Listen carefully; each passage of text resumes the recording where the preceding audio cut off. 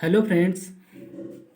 आज की इस वीडियो में हम बात करने वाले हैं एलएलबी सेकंड सेमेस्टर के पेपर थर्ड के बारे में, जो कि फैमिली लॉ सेकंड है आपका, और मुस्लिम लॉ के नाम से भी जानते हैं फैमिली लॉ सेकंड को। तो मुस्लिम लॉ से रिलेटेड, फैमिली लॉ सेकंड से रिलेटेड 10 मल्टीपल चॉइस क्वेश्चंस आज की इस वीडियो में मिलेंगे आपको। अगर आप हमारे चैनल पर पहली बार आए हैं तो चैनल को सब्सक्राइब जरूर कर लीजिए और साथ में बेल आइकन प्रेस करिए ताकि जब भी मैं वीडियो अपलोड करूं आपको नोटिफिकेशन के माध्यम से जानकारी मिल जाए और आप वीडियो समय से देख सकें। तो चलिए और बात करते हैं क्वेश्चंस की। तो हमारे साथ अंत तक बने रहिएगा वीडियो में। पहला क्वेश्चन कहता है, सिया विधि के अंतर्गत मेहर ए सुन्नत के अधीन मेहर की अधिकतम धनराशि हो सकती है। ए ऑप्शन में कहा है 500 दिरहम के मुद्रा मूल्य से अधिक, बी ऑप्शन में 500 दिरहम के मुद्रा मूल्य से कम, और सी ऑप्शन में कहा है 500 दिरहम के मुद्रा मूल्य के बराबर, और डी ऑप्शन में कहा है इनमें से कोई नहीं। तो क्वेश्चन नंबर फर्स्ट में कौन सा ऑप्शन सही है? यहाँ पर आप बी ऑप्शन में टिक लगा लीजिए। आपका यहाँ पर बी ऑप्शन बिल्कुल सही है, 500 दिरहम के मुद्रा मूल्य से कम। दूसरा क्वेश्चन क्या कहता है, मुवज्जल मेहर देय होता है। मुवज्जल बोलते हैं, ठीक है, मुवज्जल मेहर देय होता है।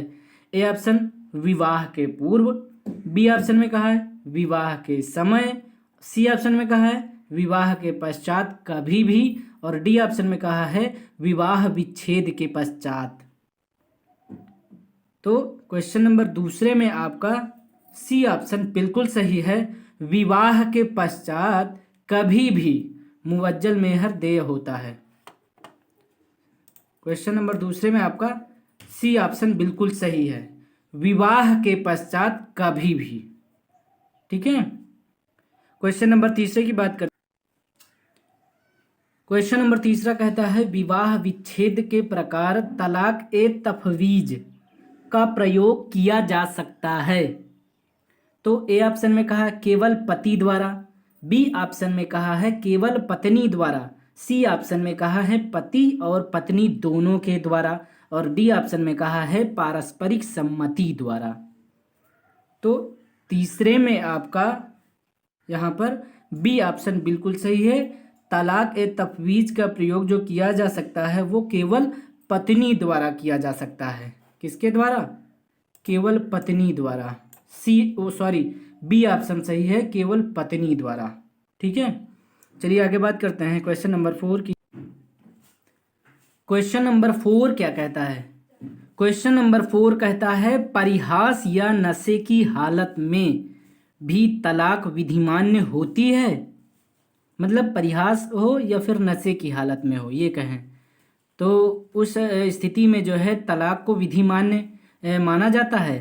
तो ए ऑप्शन में कहा है मोता जिला में, बी ऑप्शन में कहा है केवल सुन्नी विधि के अंतर्गत, और सी ऑप्शन में कहा उपयुक्त दोनों, और डी ऑप्शन में कहा है हनफी विधि के अंतर्गत। तो क्या परिहास या नशे की हालत में भी तलाक विधिमान्य होती है? तो क्वेश्चन नंबर 4 में आपका बी ऑप्शन बिल्कुल सही है, और ये स्थिति विधिमान्य होती है केवल सुन्नी विधि के अंतर्गत, केवल और केवल सुन्नी विधि के अंतर्गत। मतलब यहाँ पर आपका बी ऑप्शन सही है, केवल सुन्नी विधि के अंतर्गत ही परिहास या नशे की हालत में भी तलाक विधिमान्य होती है। ठीक है, तो बी ऑप्शन यहाँ पर बिल्कुल सही है, केवल सुन्नी विधि के अंतर्गत। अब आगे बात करते हैं क्वेश्चन नंबर 5 की। क्वेश्चन नंबर 5 कहता है कि निम्न में से कौन तलाक उल सुन्नत का प्रकार नहीं है? तो ए ऑप्शन में कहा है तलाक उल बेन, और बी ऑप्शन में तलाक अहसान, और सी ऑप्शन में तलाक हसन, और डी ऑप्शन में उपयुक्त में से कोई नहीं। तो तलाक उल सुन्नत का प्रकार है, ठीक है, तलाक उल सुन्नत का प्रकार नहीं है। इनमें से कौन नहीं है ये लिखा है ना, कौन तलाक उल सुन्नत का प्रकार नहीं है, ये बताना है आपको। तो यहाँ पर ए ऑप्शन बिल्कुल सही है। तलाक उल बेन जो है वो तलाक उल सुन्नत का प्रकार नहीं है। तलाक उल बेन जो है वो तलाक उल सुन्नत का प्रकार नहीं है। तो ए ऑप्शन आपका सही है यहाँ पर। क्वेश्चन नंबर 6वां क्या कहता है? वस्तुतः संरक्षक, जिसको कहते हैं डिफैक्टो गार्जियन, ठीक है, डिफैक्टो गार्जियन बोलते हैं। तो वस्तुतः संरक्षक के बारे में सत्य क्या है? तो यहाँ पर सत्य है, आपको सत्य बताना है, ठीक है। तो ए ऑप्शन में अवयस्क का वस्तुतः संरक्षक ना कोई विधिक संरक्षक है और ना कोई वसीयती संरक्षक है तथा ना किसी न्यायालय द्वारा नियुक्त संरक्षक है। ए ऑप्शन में कहा है ये। बी ऑप्शन में कहा है यह इस प्रकार का व्यक्ति होता है जिसने स्वयं अवयस्क की संपदा तथा मामले की देखरेख का प्रबंध अपने हाथों में ले लिया है तथा प्राकृतिक संरक्षक की तरह आचरण करने लगा है। तो सी ऑप्शन में कहा भैया ए और बी, और डी में कहा उपरोक्त में से कोई नहीं। तो भैया क्वेश्चन नंबर 6 में आपका सी ऑप्शन बिल्कुल सही है। ए और बी में जितना भी कहा गया है वो वस्तुतः संरक्षक के बारे में सत्य है, ठीक है। तो सी ऑप्शन यहाँ पर आपका बिल्कुल सही है, ए और बी दोनों, ठीक है। और चलिए बात करते हैं क्वेश्चन नंबर 7 की। क्वेश्चन नंबर 7 कहता है वस्तुतः संरक्षक तथा विधिक संरक्षक में क्या अंतर है? डिफरेंस पूछा है कि वस्तुतः संरक्षक तथा विधिक संरक्षक में क्या अंतर है, डिफरेंस बताना है आपको। तो ए में कहा है वस्तुतः संरक्षक को अवयस्क के कार्यों के संबंध में किसी प्रकार का विधिक अधिकार प्राप्त नहीं होता है, जबकि विधिक संरक्षक को ऐसे समस्त अधिकार प्राप्त रहते हैं। बी ऑप्शन में कहा है विधिक संरक्षक को अवयस्क के कार्यों के संबंध में कोई विधिक अधिकार नहीं रहता है, जबकि वस्तुतः संरक्षक को प्राप्त है। सी ऑप्शन में कहा है वस्तुतः संरक्षक और विधिक संरक्षक दोनों ही संरक्षक अधिनियम की धारा 4 में उल्लिखित नहीं है। डी ऑप्शन में कहा है उपरोक्त सभी।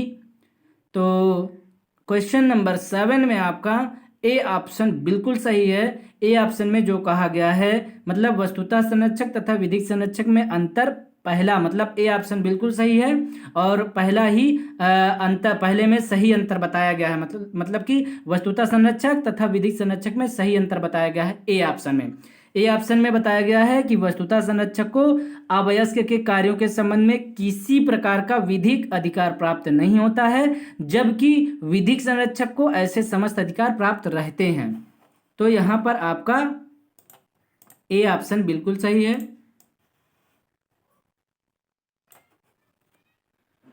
क्वेश्चन नंबर 7 में आपका ए ऑप्शन बिल्कुल सही है।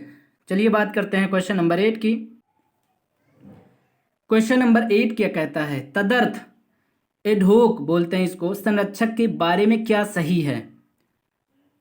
तदर्थ संरक्षक के बारे में क्या सही है? ए ऑप्शन में कहा है इसका अर्थ है इस विशेष उद्देश्य के लिए। बी ऑप्शन में कहा है इस प्रकार के संरक्षक का अवयस्क की अन्य संपत्ति का संक्रमण शून्य होगा। सी ऑप्शन में कहा है वस्तुतः संरक्षक और विधिक संरक्षक दोनों ही संरक्षक अधिनियम की धारा 4 में उल्लिखित नहीं है। डी ऑप्शन में कहा है उपरोक्त सभी।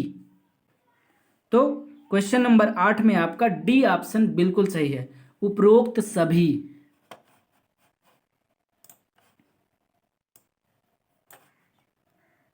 ठीक है, आगे बात करते हैं क्वेश्चन नंबर 9 की। क्वेश्चन नंबर 9 में कहता है कि सिवायत है। ए ऑप्शन में कहा है मंदिर या देव स्थान का प्रबंधक। बी में कहा है उत्तरांचल में शिव के उपासक। सी में कहा है शिव मंदिर। डी में कहा है उपरोक्त सभी। तो भाई सिवायत क्या है, मतलब कि चारों ऑप्शन में आपको सही बताना है कि सिवायत है। ठीक है, तो सिवायत है मतलब ए ऑप्शन यहाँ पर आपका बिल्कुल सही है, मंदिर या, ठीक है, मंदिर या देव स्थान का प्रबंधक। आगे बात करते हैं क्वेश्चन नंबर 10 की। क्वेश्चन नंबर 10 कहता है कर्ता किन परिस्थितियों में सहदाई की संपत्ति का अन्य संक्रमण करने का अधिकार रखता है?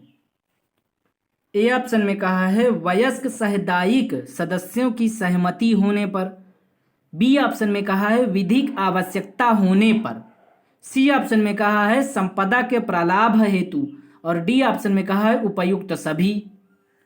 तो भाई क्वेश्चन नंबर 10 में आपका डी ऑप्शन बिल्कुल सही है, उपयुक्त सभी। ठीक है, तो आई होप कि आपको वीडियो पसंद आई होगी। अगर वीडियो पसंद आई हो तो लाइक करिए और वीडियो को शेयर करिए, और अगर आप हमारे चैनल पर पहली बार आए हैं तो चैनल को सब्सक्राइब भी कर लीजिए और साथ में बेल आइकन जरूर प्रेस करिए, ताकि जब भी मैं वीडियो अपलोड करूं आपको नोटिफिकेशन के माध्यम से जानकारी मिल जाए और आप वीडियो को समय से देख सकें।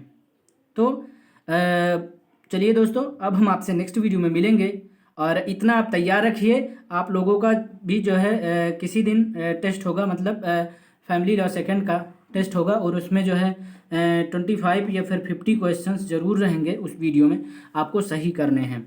ठीक है, तो इसलिए जितने भी पिछली वीडियोस में मैंने क्वेश्चंस दिए हैं ऑब्जेक्टिव क्वेश्चंस, उनको आप अच्छे से तैयार रखिए, ताकि आप खुद को जो है कॉन्फिडेंस रख सकें खुद पर कि हाँ मैंने इतना तैयार किया तो हाँ मुझे तैयार है। ठीक है, और आप लोग रिवाइज भी करते चलें। ठीक है, तो इतना तैयार रखिए। अब हम आपसे नेक्स्ट वीडियो में मिलेंगे।